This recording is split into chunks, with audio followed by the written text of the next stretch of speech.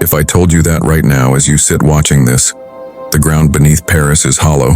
Not just with tunnels, not just with stone, but with 6 million skeletons, would you believe me? Imagine this. Skulls stacked like bricks in the walls, eye sockets staring with blank judgment, femurs and ribs arranged like grotesque wallpaper stretching for miles. These are not museum reconstructions. These are real human remains. 6 million lives disassembled and rebuilt into tunnels that stretch for nearly 200 miles. Beneath cafes dripping with laughter, beneath the elegant Louvre, beneath children playing in courtyards, the earth is crowded with skulls, silently watching. But here lies the real terror. Those bones don't all belong to plague victims or the naturally dead. Among them may be the evidence of murders, executions, erased disappearances, acts of violence deliberately hidden in a labyrinth designed to confuse even the living. Visitors call it the catacombs, or the Empire of Death. But whisper long enough among those tunnels, and you'll hear the darker legend. This city of bones is also a graveyard of crimes nobody ever solved. Let's rewind to the late 1700s. Paris above ground was radiant, the jewel of Europe, glittering with theaters, salons, cafes. But behind the perfume and candlelight was rot. Cemeteries like the infamous Cimetière des Innocents had been in use for centuries, crammed beyond logic. Mass graves layered 10-20 bodies deep. Bones pressed against walls until, after heavy rains, they literally burst into nearby streets. The stench was legendary. Imagine walking past a wall where decomposition was so intense that blood and fluid seeped into gutters. Butchers in stalls beside Les Innocents complained that their meat spoiled unnaturally fast. Families in neighboring apartments kept windows nailed shut, but still gagged on air sickened with human decay. Worse, contaminated water carried disease directly into homes. Paris stank of death, not metaphorically but literally. Officials made their choice: move the dead. The abandoned limestone quarries beneath Paris, carved over centuries, would become the city's new graveyard. In 1786, a decree was given. All bones from overflowing cemeteries would be transferred underground. Night after night, solemn parades wound through streets. Black-draped carts rattling with skulls, priests leading torchlight processions, chanting prayers for thousands disinterred in darkness. Imagine lying awake and hearing wood creak and bones thump as carts rolled past your window, every night for years. By the time the project ended, 6 million Parisians dead had been carried underground. But moving millions does more than relocate death. It awakens new mysteries. It stirs what should have remained silent. The task of stacking 6 million skeletons fell to quarry workers. But under Inspector Charles-Philippe Héricard de Thury, bones were not thrown randomly. They were arranged. Patterns were built. Rows of skulls forming crosses, femurs layered like tiles, mosaics built from human remains. By candlelight, entire chambers transformed into chapels of horror. Hearts designed of skulls, pillars of femurs, arches decorated with tibias, as though some macabre architect wanted to remind Paris for eternity, death is the foundation of your city. Tourists in the 19th century were invited down on carefully guided excursions. Aristocrats and foreign dignitaries walked corridors of neatly stacked skulls, whispering nervously, marveling at strange altars where bones became art. Some called it grotesque beauty. But outside the decorated galleries, hidden in uncharted passages, lay a darker reality. Archaeologists venturing deeper found bones dumped chaotically, piled like trash. It is in these heaps that terror begins. Fractured skulls split by heavy blows, ribs pierced as if by blades, jaws shattered sideways. These were not plague victims. These were violent deaths, murders, executions, skeletons that never belonged in cemetery records somehow mixed into the tide of 6 million. And suddenly, Paris had created more than a cemetery. It had created the perfect mass grave system, where anonymous bodies vanished forever. Then came 1789. The French Revolution erupted. Crowds toppled the monarchy. Mobs filled squares. The guillotine became Paris's new symbol. Every day, carts left execution sites loaded with decapitated corpses. Officially, these victims went to cemeteries or public pits, but witnesses whispered otherwise. Some bodies, they said, went underground, dragged not to graves with names, but into the labyrinth. tossed among bones already moved from centuries past, rendering them anonymous. Who would know? A musket hole in a skull might as easily belong to a medieval soldier as to a royalist silenced in 1793. Historians suspect that yes, the catacombs hold some of the revolution's most silenced victims.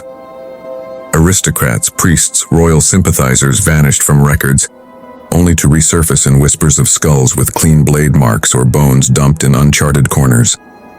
And above, ordinary Parisians reported strange disturbances, knocks echoing beneath floorboards, muffled cries carried through grates, nightmares of tunnels filled with screaming skulls. Priests warned that disturbing consecrated ground had cursed the city. Whether curse or coincidence, Paris above turned chaotic with bloodshed, while Paris below grew hungrier each night. 6 million bodies, and now perhaps thousands more, erased under the cover of revolution. Through the 19th century, as Paris modernized, the catacombs remained, and they gained a reputation. If someone went missing, many suspected they'd been swallowed by the catacombs. Police seldom dared to investigate. The tunnels stretched too far and choked too easily. Some evidence supports these rumors.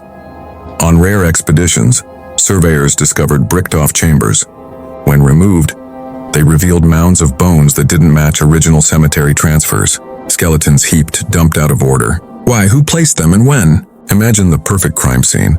A tunnel already lined with centuries of skeletons. If a body is hidden there tonight, will anyone ever know? Who would detect a bullet hole in one skull among thousands already cracked? Who would match a modern skeleton to a missing person when surrounded by millions with no names? For centuries, the catacombs became the ideal eraser of evidence. Executions, back-alley murders, vanishing rivals, toss them in the empire of bones, and history erases the rest. One historian described it with brutal honesty. This underground is not just Paris's memory, it is its cover-up. Fast forward. In the modern day, only a fraction, at about 1.5 miles, is open as the Museum of Bones tourists see. The rest, nearly 200 miles, is illegal to enter. Yet thrill seekers, called cataphiles, slip through hidden entrances and vanish underground. What they discover fuels nightmares, whole chambers splattered with graffiti invoking demons as if ancient voices were being summoned again. Circles of candles melted around arranged skeletons. Bones dragged from neat piles into patterns that no guidebook mentions. In 2004, Paris police patrolling beneath the Trocadero made a terrifying discovery. They stumbled across an entire underground cinema, a 40-seat theater carved into stone with projection equipment, a bar, and rows of chairs. Confused, officers returned days later to investigate further. Everything was gone. Equipment, furniture vanished. But side passages contained something they could not erase. Burned animals, ritual markings, and uncatalogued human bones. Was this a cult? An occult society hiding in the depths? Or something else? Nobody claimed credit. Nobody left answers. The catacombs swallowed the truth like it always has. Cataphiles report hearing footsteps when they are alone, voices in chambers where no one can be. Some swear they've stumbled into rooms where entire skeletons lie sprawled like forgotten victims, still clothed in rags, staged as though waiting for someone to look them in the eye. Finally, the catacombs don't just catalog the long dead, they still collect the living. With tunnels stretching nearly 200 miles, disorientation is guaranteed. Skulls repeat endlessly, walls identical, silence suffocating.